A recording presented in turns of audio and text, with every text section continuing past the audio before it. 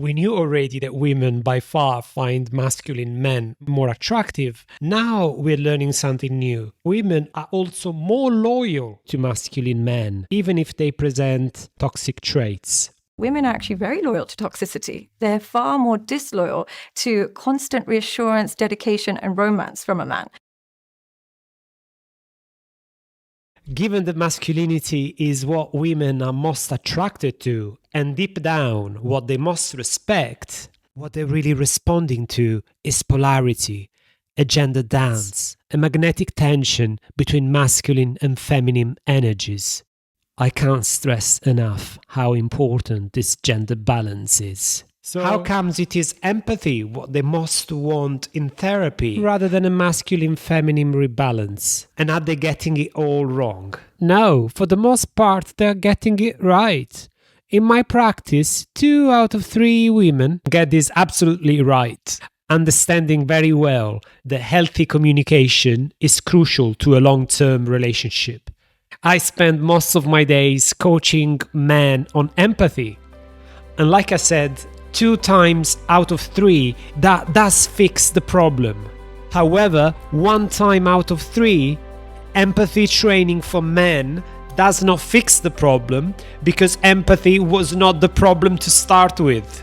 So yes, keep bringing your boyfriends and husbands to couple therapy for empathy. Most women are right to want a stronger emotional connection, and therapy offers a safe, collaborative space where men can practice empathy without feeling blamed. But 1/3 of the time, empathy is not the real issue. When women become fixated on empathy, they may slip into a victim or blaming role, often shaped by past trauma. This dynamic blocks the teamwork needed to rebuild connection. Even worse, a wrong fixation on empathy can completely backfire because it often feminizes him, weakening the strong masculine energy that you originally found so attractive. When you end up chasing constant emotional reassurance, your insecurities remain largely unfulfilled, as reassurance gradually loses its effect and never quite feels like enough. I feel for both you and your man in this scenario, because you're right when you say to him that despite his efforts, you still feel unheard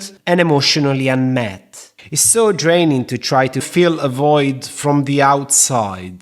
But blaming him will exhaust both of you, especially if he's already made some progress with his empathy, as he may just then feel discouraged and confused. So, when reassurance becomes the emotional currency of your relationship, it often affects polarity, the right gender balance of your relationship. So you begin to lose respect, not because he stops caring, but because the dynamic shifts away from strength and spark. They're far more disloyal to constant reassurance, dedication, and romance from a man. This confirms that when empathy is pushed too far, deep down you lose respect for him, as the gender polarity becomes very unbalanced, with you turning increasingly controlling, which is a masculine trait. This sounds like, "Please give me more empathy. I don't feel connected to you.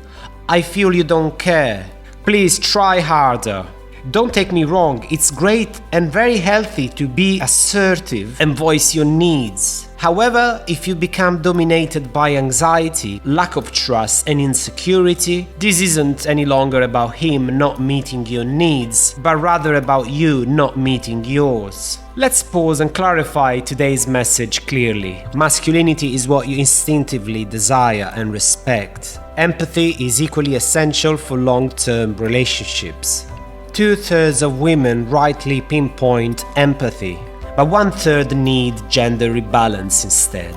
Don't forget, you're the goddess in this relationship, and a goddess is treated like a goddess, but she also ignites masculinity. So you just sink into your natural feminine rhythm. That's why relaxing into your feminine is power. That masculine energy that initially drew you to him hasn't disappeared.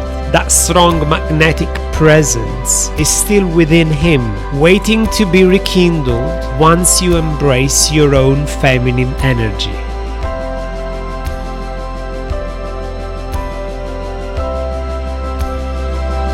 Is trauma what's holding you back? Let's reawaken your feminine together. Tap How to Love to reclaim your feminine power now.